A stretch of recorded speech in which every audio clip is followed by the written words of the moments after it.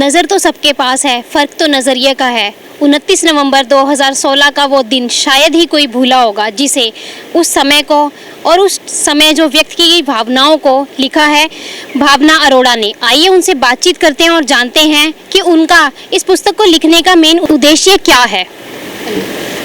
Hello. तो 2016 में 29 नवंबर एक नगरोटा अटैक हुआ था। एक्चुअली लोगों की मेमोरी बहुत ही कम होती है, भूल जाते हैं चीज़ों को।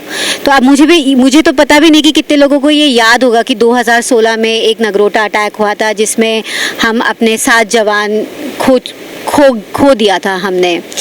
तो मुझे ऐसा लगता है कि ये कहानियाँ अपनी युवा पीढ़ी को सुनानी बहुत ज़रूरी है। उनको पता होना चाहिए कि हमारी आर्मी ने क्या सैक्रिफाइसेस किए हैं और कैसे अपने देश को अभी तक संभाल के बैठे हुए हैं हम। तो आई थिंक ये इंडियन आर्मी की बहुत बड़ी बात थी जो उन्होंने इस अटैक को अवॉइड किया, इन 3 फिदाइंस को मारा।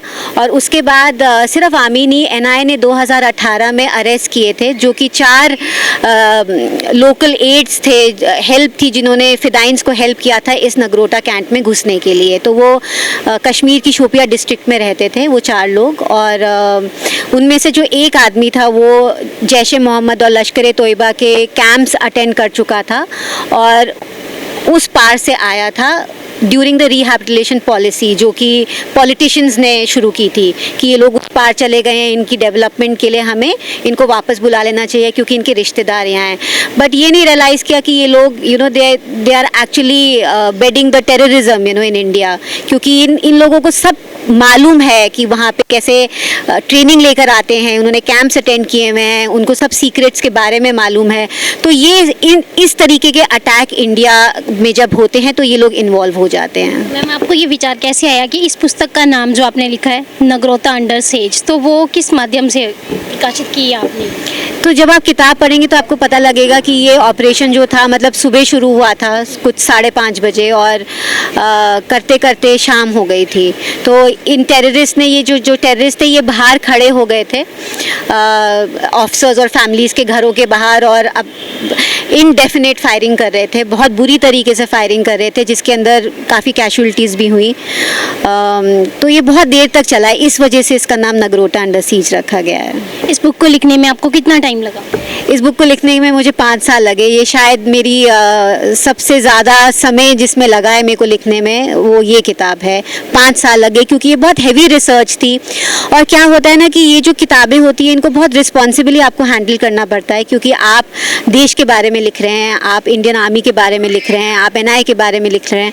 तो I think it's very important for you to responsibly handle these subjects. तो इसीलिए इसको 5 साल लग गए, क्योंकि रिसर्च फिर आपको वेरीफाई करनी पड़ती है। आपके पास सोर्सेज तो बहुत होते हैं, बट उन सोर्सेज को फिर आपको वेरीफाई भी करना पड़ता है, बिकॉज आप देखेंगे इस पूरी किताब की अकाउंटेबिलिटी मेरी है। जो इसमें लिखा हुआ है, I am fully accountable for whatever I am presenting to the public there.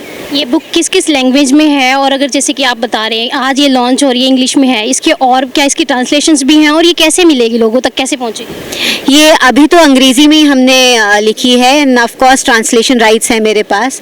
तो जैसे जैसे आगे टाइम बढ़ेगा, क्योंकि हमारी जो नेशन है वो हिंदी स्पीकिंग नेशन है, तो हम ज़रूर चाहेंगे कि इसको हिंदी में ट्रांसलेट करके और इसको आगे बढ़ाया जाए। तो आगे भी क्या आप इस तरह की किताबें लिखते रहेंगे? बिल्कुल, ज़रूर लिखते रहेंगे, because writing is like breathing for me. जैसे आप सांस लेते हैं वैसे मैं किताबें लिखती हूँ। तो आप देखिए आप कितना एफर्ट लगाते हैं सांस लेने में। अगर आप सांस लेना बंद कर देंगे तो मर जाएंगे। तो मेरे लिए राइटिंग भी वैसा ही है। अगर शायद मैं लिखना बंद कर दूंगी तो I don't think I will be able to live. So this is absolutely living for me when I write such stories.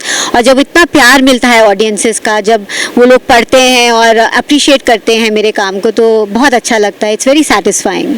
Ma'am, आप लोगों को क्या मैसेज देना चाहेंगे? मैं लोगों को यही मैसेज देना चाहूँगी कि आप ये किताब पढ़िए और आपको पता लगेगा कि हमारे सोल्जर्स कितना सैक्रिफाइस करते हैं हमारी कंट्री के लिए। तो थोड़ी सी सेंसिटिविटी हम बढ़ाएं और एक रिस्पॉन्सिबल सिटीज़न बने, ताकि एक सोल्जर को कोई दिक्कत ना हो हमारे लिए जंग लड़ने में। तो ये थी मेरे साथ नगरोटा अंडर सेज की राइटर भावना अरोड़ा जी, जिन्होंने अपने इस पुस्तक के बारे में बताया। फिल्मों में और बहुत सी कहानियों में तो सभी ने सुना होगा कि सोल्जर्स क्या है, लेकिन जो भावना अरोड़ा ने इस पुस्तक के माध्यम से भावनाएं व्यक्त की हैं, इस पुस्तक को पढ़ने के बाद हमें वो चीज़ पता चल सकती है। तो देखते रहिए NT24 न्यूज़। मैं राखी।